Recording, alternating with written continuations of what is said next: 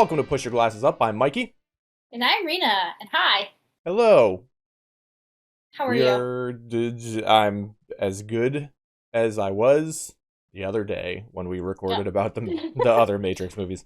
So we're gonna dive into the Matrix Resurrections. Make sure you stay till the end because there is something we are going to be talking about the podcast. But until that happens, let's jump into this movie. How did you feel about this movie? So, I liked this movie for being a love letter to The Matrix as a franchise and also as to the characters, particularly Neo and Trinity. Maybe even more Trinity in Mm-hmm. this case than Neo. But I feel like if you're just kind of coming into it with like a loose knowledge of The Matrix, it probably didn't really hit for you like it does for people who like really like The Matrix. Yeah, I mean it's definitely a direct sequel. Yeah. The plot very specifically follows things that happen in three. I held up two, but three. And it's a little messy and a little bit bloated. But I honestly I really enjoyed it a good amount. It's the best sequel that has been made, in my opinion. Mm-hmm. I do like the meta that they're going with. It's a universe that like meta actually works, and we're also in a place where every tech company wants to make something out of a metaverse. So it Mm-hmm. makes perfect sense to me that this would cover that. You can tell that um Lana Wachowski was really in this movie. She put a lot of herself into this movie. Mm-hmm. And when you read upon like her dealing with the grief aspects of her personal life, that it's very much I feel like evident in this movie, and uh it works while not being the greatest sequel of all time, but I think that's fine. I think things can be good without having to like, you know, be something that is forever etched in stone as a tremendous work of cinematic art. Art is Mm-hmm. art. Sometimes it's in the middle, and that's fine. I feel like it was equal parts nostalgic and like cathartic, if Yes. that makes sense. That I liked how they really incorporated, like probably more so than I think I've ever seen a sequel incorporate earlier films and earlier story, like to the point of using footage Yeah. A lot like of that. a lot of footage. Which I Yeah. thought was cool. But like the funny thing is, in this version of the Matrix, I have to be honest, I just didn't think things were that bad. I mean, Thomas Anderson is a world-renowned video game designer. He has a really, really nice apartment in San Francisco. And then Trinity is like married with two children, and like Chad's a decent looking guy. That's John Wick's director. um, but I feel like, you know, where they were when they first were making the choice to free their minds is a little bit different. And I don't know if I would take the red pill if I had a really nice condo in San Francisco. Well, that's the thing is I think the this story is showing you that if you weren't already out, they found a way to make you want to stay in, Mm-hmm. but with like they can't break the reality of knowing what was out already. So like Mm-hmm. Neo and Trinity have this life where they're second guessing everything because they're so tied to having experienced the real world. And like Mm-hmm. that goes for, you know, what they do with the Morpheus character, what they do with like other stuff. And I do we'll like get into spoilers in a couple minutes, but like I do like what they did with Morpheus, explaining like how time would affect casting and stuff like that. So I like what they did with technology. Like mhm. for what the Matrix is, they did a lot of really cool things with tech. bringing it into like this era and then like a little bit beyond, which I thought was awesome. Yeah, and I like how they did like damage to people within the Matrix instead of like Mm, upping. So like it's not really like a gory series in the originals when you're in the Matrix. Like it's just tons of violence without sort of the repercussions. And they managed to make it a little more visceral without making it as bloody, because when people were dying, they were like smashing into Matrix code, but it mm, was like gelatinous Matrix code where it was like, okay, that's the blood for like in this world now. And I really like, I dig how that works. And in they did this thing at the Game Awards where they released a free demo of Unreal 5 engine, but it's mm, all like it's a Matrix experience, and that is how you defeat enemies in that. That's how they sort of die or perish or whatever. And cars, after you crash them, sort of like almost like sand pouring out, like collapse mm. into Matrix code and stuff after you crash them and walk away from them after about 10 seconds. Um, so I like how that actually worked in this experience, because in that I was like, oh, that's weird. I wonder if that's, just some weird thing they're doing for this little game experience. And then it was how they actually did it in this version of the Matrix, which is video game. So yeah, I there's a lot of meta in this movie that for some people may not work, but for me, I think it does actually work pretty well. Like they validated Neo's whole experience by making him a game designer and making the Matrix and his story into a tangible thing within the Matrix itself that people know about. Do you know what I mean? It wasn't like this. They acknowledge it. Yeah, this thing happened, but like spinning it in a way that keeps the balance of everything. Everything Hi, was like upgraded. So the Matrix was yeah, upgraded, the real world was upgraded, the machines were seem to be doing much better, much nicer than they were.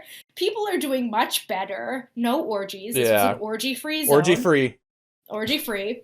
Um so that vibe, like, it's kind of what I needed. I didn't want, like, it was way less doom and gloom than previous films have been. Yeah, and it's they do continue on a thing that is like the post-war aspect of it, where there are communities of entities that are working together now, which is a cool thing to see. Like this far forward, there is peace still happening, not with everybody, but like with some factions of machines and whatever. So now that we're touching on like some of that stuff, we can say like full spoiler time. Um, I Sabebe is fantastic.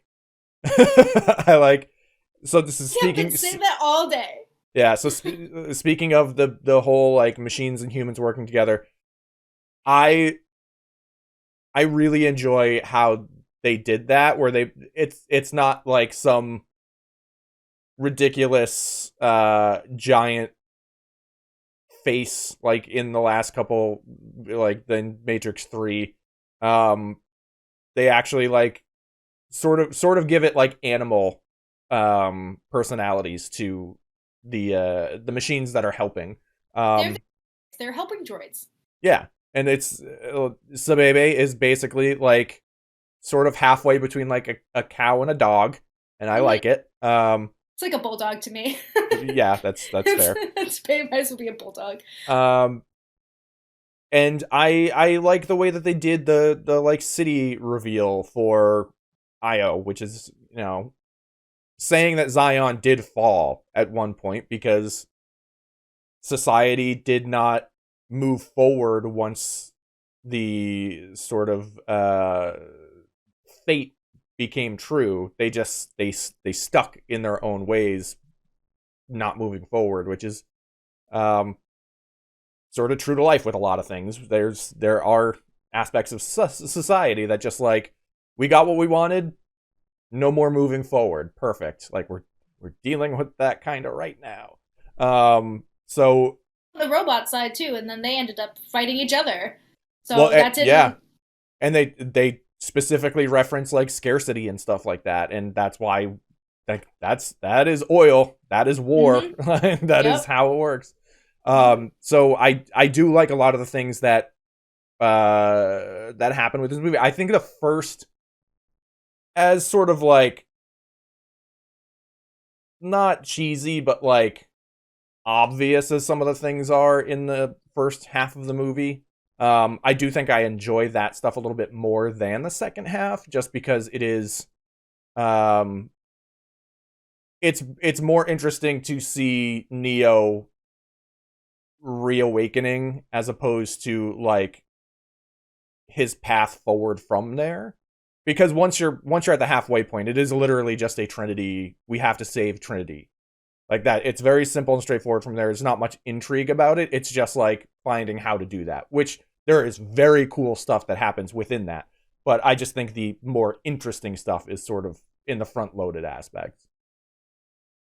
I mean, the only kind of was like meh to me, which was a little hard to get around, was that why did they have to go get Neo? Because I mean, he was just kind of living his life, and again, always had that hint that this is how not how things are supposed to be. But like, I like when I can't remember her name, but I'm just gonna call her Colleen Wing because it's the same actress It from is Iron Jessica Fist. Henwick. Brings him back to Io, and Niobe's like, "Cool, okay, hi, nice to see you." But Well, like, it's the what is cycles. the what's the point? It's the cycles. It's the that's Morpheus basically did the same thing in the first movie. Like it wasn't part of the plan to wake up Neo for society. That was just Morpheus following scripture basically. And so she within the modal that is, how they're containing everything, saw Neo, it woke her up. So she needs to then go save him because he saved her in that moment, even though he didn't literally pull her out. She saw uh, that he was trapped, and so like just went forward from there without permission from Jada Pinkett Smith. But she Yep. still, I like what they did with Jada Pinkett Smith. I like that she's sort of like the only one that is the remaining aspects of the old society. Um, but yeah, it's I thought that was a solid way to do it and to lead from there to he's Neo is unable to keep going because obviously like they aged slower because they were hooked up, but he is unable to move forward without Trinity. Hmm. And that's sort of like it's easy to read it a couple ways where it's like they're part of the same person. There's a, a man and a woman just tied together, and neither of them can survive without that. So they are one soul, kind of. But there's also Hmm. just if you want to read it as a simple love story of like I can't live without you, you can read it that way too. And I think it works on multiple levels for how the person wants to interpret that, which is I think pretty cool to successfully, in my opinion, successfully manage that. Hmm.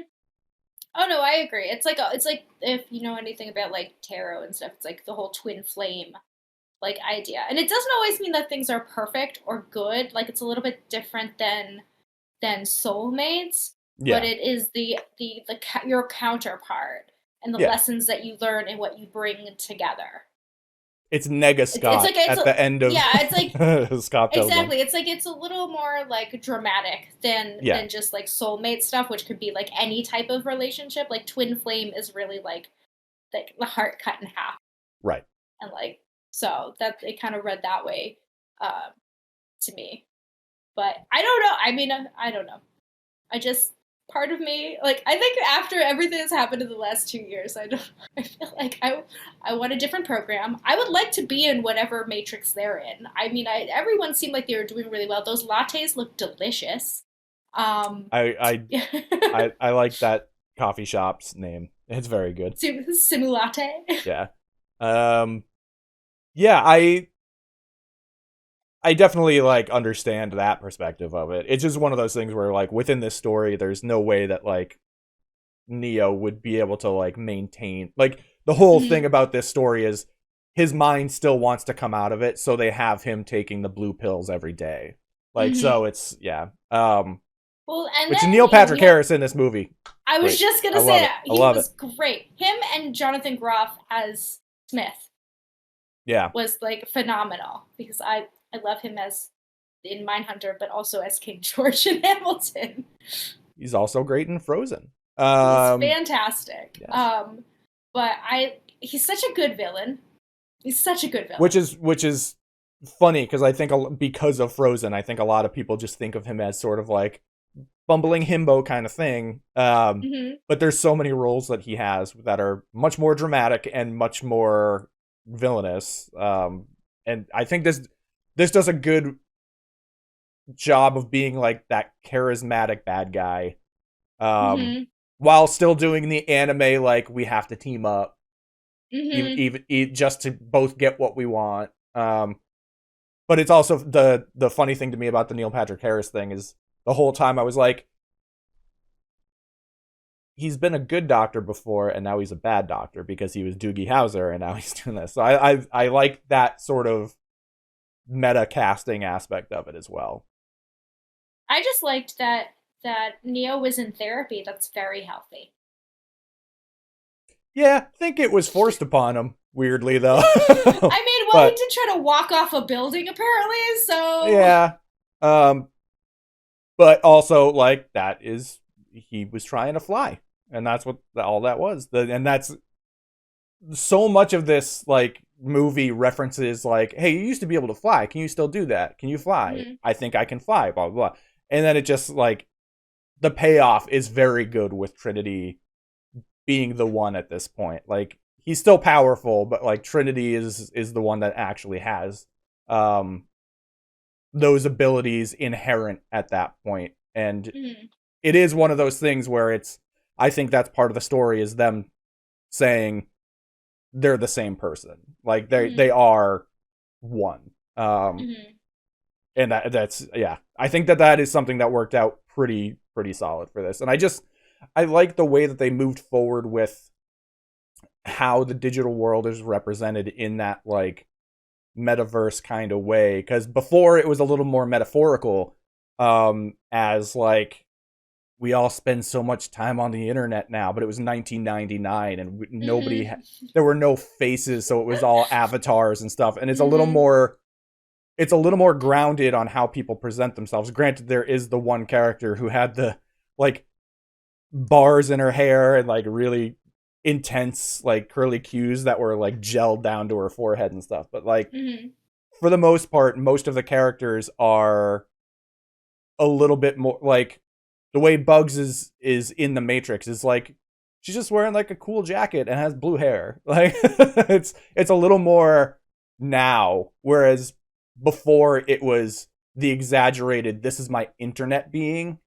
Um Mhm. Whereas like now it's a little more just like no, this is what people look like in modern day, so they're kind of picking that up instead. Which yeah, But I there were just thought that was cool. still cool sunglasses because that's a There rule. were there were much cooler sunglasses. Frankly, Much cooler Bugs's sunglasses. sunglasses are dope. That's I really like that character a lot, and I that's I so do too. we were talking about this in the last episode with the trilogy of like it'd be cool to see if they expanded this universe in different ways and stuff, and I would love to see a continuation of the Bugs character in a limited series, or even if it's a continuing series, like a 6 episode per season kind of show. Um, because I like the gung ho attitude of her while not being like too overzealous and too much of like religious. Oh my god, we have to pull out the savior. We like it's just her being like, nah, I know. Great, there is some of that with like some of the other characters, but like for her, she's just like, no, he saved me, so I'm gonna save him. And I like that attitude in this world a lot. Like super reckless. Like we get what she's doing. Like it makes sense. She's not like doing crazy shit. I would love to see like what life is like in IO. On they're doing well. Like what does this What is this version society? look? Yeah, like what Yeah. does this look like? Mm-hmm. That would be really cool because it seems like they're doing well. Yeah, and Making strawberries, talking gossip, great. like Fruit and gossip, I love it. yeah, and it showed that there are difficult binary decisions to be made with like whether we go or whether we don't to save Trinity, which is it was done more in a more interesting way than the just like Locke in the Matrix 3 saying like I need all the ships here. Like it's done in a more intriguing way that actually shows that there's difficult decisions to be made rather than just like it's either war or whatever. Like Yeah. it's not just army versus the enemy. Well, then, like the ultimate decision to save Trinity is on Trinity. You know what I mean? Like once they get there, like it's her It's her choice choice. on Yeah. where she wants to be, which I appreciated because again, it's not like things were terrible, you know? It just And didn't she even feel right. sure, and she even brings that up like was I like just doing the whole like family thing because I'm like conditioned to do that? Is this what I really wanted? You know, like I really relate to this character in your game. Like I see a lot of myself in there. Ha ha ha, that was cute. But I like that in the end it was like it was on her. Yeah. And I think that's one of those things that can like relate itself to different perspectives of who's watching the movie because I think there's like the obvious just like a woman needs to be able to make her own decisions about her life, but there's also like a trans person feeling trapped in a system that Mm-hmm. wants like that is living what you know however they're living but feeling trapped still, so they still need to make the choice to be able to get out of that. And Mm-hmm. I like the multiple levels of how you can interpret the like things in this movie is probably its best success because Mm-hmm. it's just really cool to see like how you can read that in like I it's evident to me how many different ways you can see that, and I'm straight white guy. Like Mm-hmm. it's just a very cool thing to see like it's not just a blanket one rule thing. Like you can actually interpret it from whatever stance you're kind of hanging out in. So yeah. And the idea with whatever she chose was going to be okay for her and accepted. Yeah. Because I think that's, you know, as a woman in society, you like you get all like you get sometimes you get shamed for wanting like basic things like having a family and you know even though like at the same time you also get shamed for wanting to pursue a career or be a superhero in this case there's like usually like you can't win Yeah. and in her case it like she was gonna win either way what was best for her. Yeah. And I think that also a lot of that does come down to and I keep bringing it up, but like Lana's wanting of seeing people thrive after she's losing so many people in her personal life. Um, to see these characters that mean a lot to her literally come back to life, but also on top of that, thrive in the best way possible for them. And like that's the cathartic part. That's the part where like the grief is acknowledged in a way that I think translates to the viewer, particularly if they have experienced grief in a strong way. Um, like for me, it I had grief where I didn't lose a person because they actually came out, you know, surviving Mm-hmm. in my family, and it is very meaningful to see those stories in that like that's why I think the meta works really well in this because like this is a meta story for her as long as you know that like that's where she was coming from. That meta Mm-hmm. works so well in this movie for if you're in that same seat sort of. Like a complicated good dream. Yeah. Like there's some weird shit like as dreams go and you're like wait what's happening but in the end like I don't know it's like a warm digital hug. Yeah, it's with digital Pokemon. It's great. I was gonna say it's the gif of like the character crashing through the window for an emergency hug. Hmm. But yeah. Uh yeah, I think that this movie, while it has its issues, I think is a success in what it needs to be. Um Hmm. which, for some people it's, that's not going to work, but also I think those people put the first movie on a weird pedestal of Hmm. like for it meaning something that it doesn't mean, because Hmm. like that is the story that the Wachowskis wanted to tell. And so I think that this is just like, it's not going to work for people who just want it to be that first movie but 20 Yeah. years later. And so I think that it's going to work the best for people who want to capture the weird aspects of the Matrix Hmm. but move forward from it rather than Hmm. just sitting in what was. Because sitting in what was got us the Reloaded and Revolutions, where Yeah. they did not move forward enough from what the first movie was. Hmm. And I think this does a good job of just saying, or putting a spotlight on what it means to be who you are, what it means to move forward from who you were, what your impact was, and if that impact still matters. Um, and I think that the impact still matters when you grow. And I Hmm. think that this movie does a better job growing than Reloaded and Revolutions. Oh, 100%. 100%. So that's pretty much everything I think I got on this movie. Because I mean, we didn't talk Yeah. about too much about with like specifics, but like the way they handled Morpheus again, like it's been decades, so that's why Morpheus isn't there anymore, and that's why he was. Hmm. They managed to get his consciousness into the Matrix, and he became one of the agents, kind of, but he was still awake enough to know like something's weird. Um, It was like when you think of like the MCU Avengers, but then you play like the Avengers games. They look like just slightly different.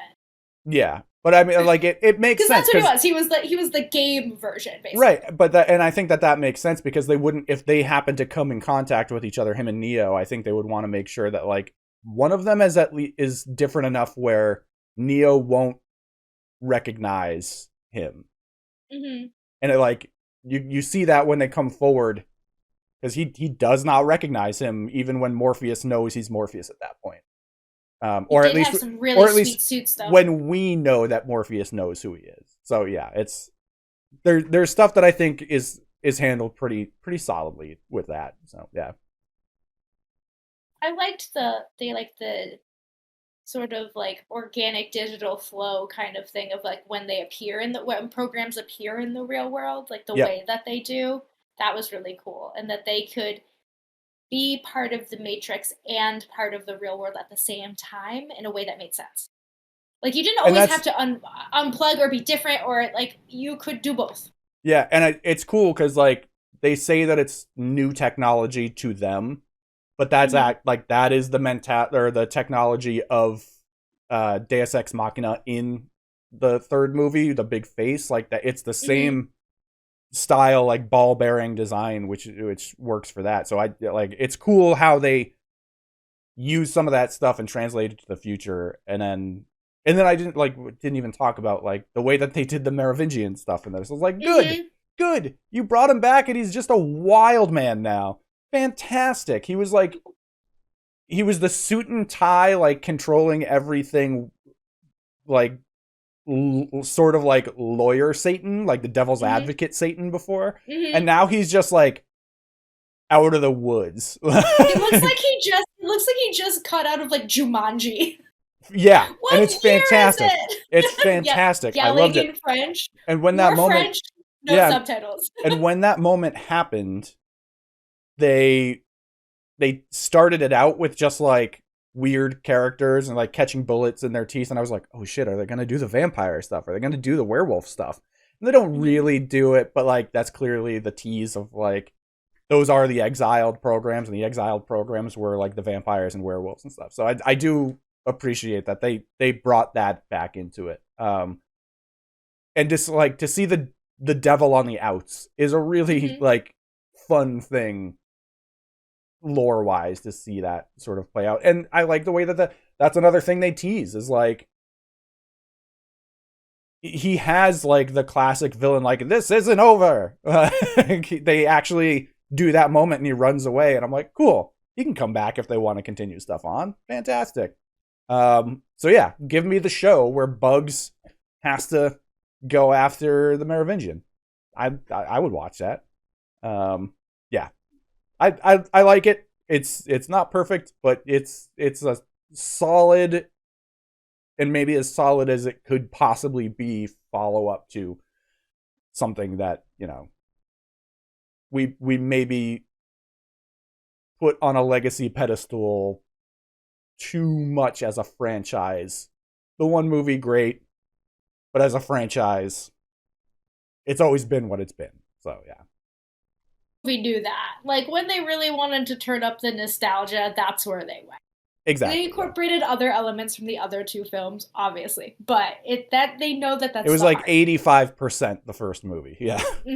Other than when like they need to do the shot of the ship like going into the clouds and stuff, like those big pops from 3. Yeah, they didn't really need to do too much other than that, but yeah. So yeah, I am very pleased with how this came out. I think it's going to be a somewhat tumultuous reaction to it probably, but I don't know, it's a Matrix movie that works. That's as good as I could possibly hope for. But yeah, that'll probably do it for the talk on the movie. Do you want to say what the announcement is that it is going to update the podcast? Sure. So this is my last episode of Push Your Glasses Up. I'm resigning, and taking a step back to focus on some other things. But it's been a wild 7 years that we've done this, 8 years, but 100 and something episodes. So I appreciate every single person that has listened to anything that we've ever said, watched our clips, talked to us on Twitter, met us at conventions. I mean, there's so many people that I have met through this, and it's been a wild ride, but I'm proud of what we've built here, and this is not the end of the podcast. I'm just stepping aside, but it's always good when you've built something that can live on, you know, without you having to be there. So I'll still be around, and I'm still going to be a listener and happy to talk about pop culture stuff anytime, but excited to see what comes next. And you will be back on occasion probably. So that's yeah. So it's not a forever never kind of thing. I would like to say when we first started doing this as a blog, as a Tumblr, it was your idea to do. And then when we transitioned into doing it as a podcast, it was your idea to do. So I want to say how appreciative I am of that, because that little push allowed me to grow a bit, me to be more comfortable being on camera, doing other things like that. So without you, this wouldn't have happened at all. So I want to say thank you, and yeah, that's pretty much it. So thank you. On the sidelines for creative input, whatever you need, but a lot of life stuff has gotten in the way, and like not in a bad way, like good stuff, just a lot of stuff. You're a busy person. Yeah, and I mean, and you know, I wish that I had had more time, but I just have to focus on some other things right now. I have to adult like real hard next year. Like I'm buying a house, for instance. So, there's good things. It's not like I'm leaving under terrible circumstances. It's just it's all big good stuff. things. Yeah. Big things don't necessarily mean bad things. But yeah, I do want to But reiterate. I'm so proud of you and what you've done with the podcast and how far we've taken it from sitting on your porch with a USB mic in like lawn chairs basically to what we're doing now. Yeah, the Papazon that you own now. Yes. Yeah. So yeah, I do want to reiterate that regardless of this moving forward without you, you are a core pillar of why I've moved forward with a lot of the things in my life. In some of the darkest points of my life, in recent years, you allowed me to step back and say, we'll do stuff when you're ready.